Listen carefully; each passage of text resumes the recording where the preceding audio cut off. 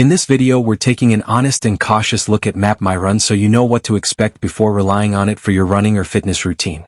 MapMyRun is popular for its easy GPS tracking, simple interface, and the ability to map routes before you head out, which is especially helpful if you like exploring new places. Its tracking accuracy is generally solid for casual and intermediate runners, and the app supports a wide range of activities beyond running, including walking, cycling, and basic gym workouts. The premium version adds training plans, deeper stats, and live tracking, but some users report issues like delayed syncing between devices, occasional inaccuracies with pace or distance, and app freezes during longer sessions. Integration with certain wearables can also feel inconsistent at times, so it may require a bit of patience if you rely heavily on smartwatches. Privacy is another point to be mindful of, since location-based apps require careful settings management to ensure your routes and data aren't unintentionally visible.